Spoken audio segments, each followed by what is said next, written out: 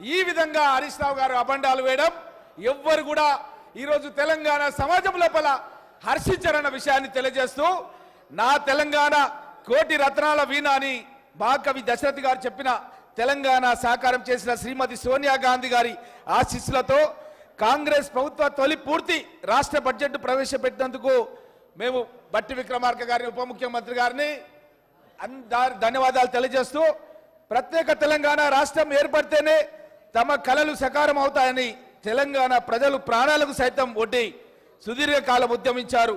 ఈ ఉద్యమాల తీవ్రత వెనుకబడ్డ తెలంగాణ ప్రజల ఆవేదనను గుర్తించి కాంగ్రెస్ నేతృత్వంలోని యూపీఏ ప్రభుత్వం తెలంగాణ ప్రజలకు ప్రత్యేక రాష్ట్రాన్ని ఏర్పాటు చేశారు. తెలంగాణ రాష్ట్రం ఏర్పడిన తర్వాత గత దశాబ్ద కాలంలో రాష్ట్ర పురోభివృద్ధి ఆశించిన మేరకు జరగలేదు. తెలంగాణ రాష్ట్రాన్ని బంగారు తెలంగాణ మారుస్తామని ఒట్టి ఉత్తర కుమార ప్రగల్భాలు పలికినటువంటి గత ప్రభుత్వ పాలకులు అన్ని రంగాల్లో పూర్తిగా వైఫల్యం చెందారు. పురోభివృద్ధి అటుంచి రాష్ట్ర ప్రజల సంక్షేమం సన్నగిల్లింది, అభివృద్ధి అంటగంటింది, రాష్ట్రం అప్పుల పాలైంది.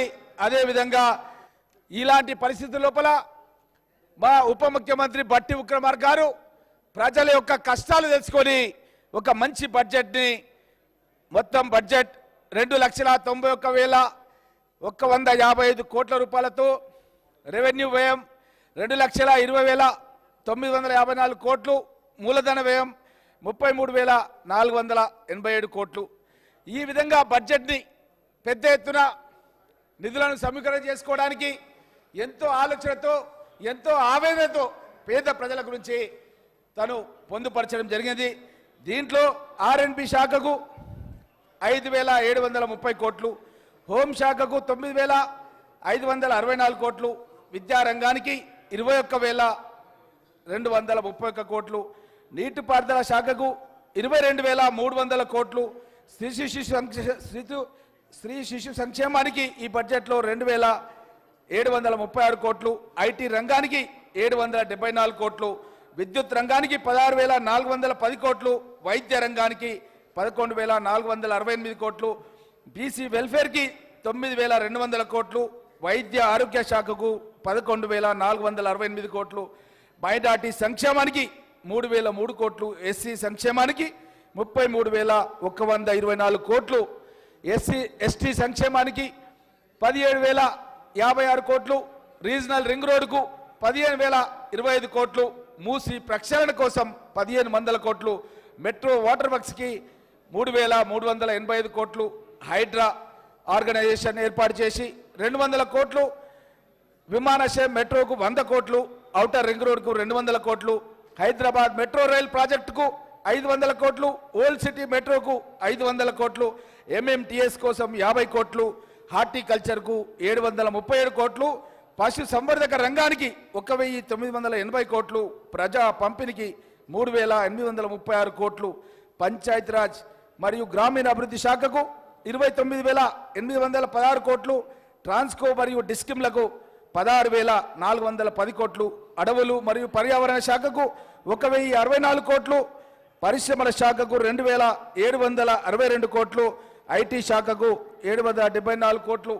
ఈ విధంగా అన్ని శాఖలకు కూడా ఏవైతే నిధులు అవసరం ఉన్నాయో ఆ నిధులన్నింటినీ కూడా చాలా దార్శనికతో ఆలోచన చేసి బట్టి విక్రమార్క గారు ఉప ముఖ్యమంత్రి గారు పొందుపరిచారు. ప్రజల ఆకాంక్షలతో కాంగ్రెస్ పార్టీ ఆశయాలను సమన్వయపరిచి ఎన్నికలకు ముందు మేము ఇచ్చిన హామీలను అభివృద్ధి కార్యక్రమాలను అమలుపరచాలన్న దృఢదీక్షతో ప్రభుత్వాన్ని ఏర్పాటు చేయడం జరిగింది. మేము ఇచ్చిన హామీలు ఎన్నికల్లో ఏదో విధంగా గెలవాలన్న ఉద్దేశంతో ఇచ్చినవి కావు, ప్రజల గుండె చప్పులకు స్పందించి రూపొందించినయే. సంకల్ప బలం, చిత్తశుద్ధి, సమర్థత, నిజాయితీ పునాదులతో నిమిత్తమైనటువంటి మా ప్రభుత్వానికి అలవి కానివి లేనే లేవని నిరూపించడం జరిగింది. ఇందులో తొలిబెట్టుగా రాష్ట్ర మహిళలందరికీ కూడా ఇప్పటికే మహాలక్ష్మి పథకం కింద ఉచిత ఆర్టీసీ బస్సులో ప్రయాణం కల్పించడం జరిగింది. సమాజంలో సగభాగమైనటువంటి మహిళలకు ఆర్టీసీ బస్సులో ప్రయాణం అంటే వాళ్ళు ఎంత సంతోషంగా ఉన్నారంటే అధ్యక్ష, వాళ్ళ సొంత ఊరికి వెళ్ళి వాళ్ళ తల్లిదండ్రులను కలవాలన్నా, వాళ్ళ పిల్లలు చదువుకుంటే వెళ్ళి ఒకసారి పలకరించి ఎట్లా చదువుతున్నావమ్మా అని పలకరించి రావాలన్నా మహిళలు ఈరోజు ఆర్టీసీ బస్సుల్లో ప్రయాణం చేస్తున్నారు. ఎప్పుడైనా సరే వాళ్ళు ఏదైనా కష్టం వచ్చి ఆరోగ్యశ్రీ రాజీవ్ గాంధీ ఆరోగ్యశ్రీ పథకం కింద హాస్పిటల్కి వెళ్ళి వైద్యం చేయించుకోవాలంటే అధ్యక్ష మా ప్రభుత్వం 5 లక్షల రూపాయలు ఉన్నటువంటి రాజీవ్ గాంధీ ఆరోగ్యశ్రీ పథకం దాన్ని 10 లక్షలకు పెంచడం జరిగింది అధ్యక్ష. గతంలో పేరు మార్చలేదని చెప్పి హరీష్ రావు గారు చెప్పారు అధ్యక్ష. రాజీవ్ గాంధీ ఆరోగ్యశ్రీ పథకం ఉంటే రాజీవ్ గాంధీ గారి పేరే తీసేసారు అధ్యక్ష. ఈ యొక్క బీఆర్ఎస్ పార్టీ వాళ్ళు ఈ రోజు ఇక్కడ సన్నాయి నొక్కులు మన శాసనసభలో మాట్లాడడం అన్నది చాలా బాధాకరం అధ్యక్ష. మనం కేసీఆర్ కిట్ ను మనం తీసేయలేదు అధ్యక్ష. న్యూట్రిషన్ కిట్ అని చెప్పి ఇంకా దాన్ని ఇంకా మంచిగా ఏ విధంగా అభివృద్ధి చేయాలన్న దాని గురించి కాంగ్రెస్ ప్రభుత్వం ఈరోజు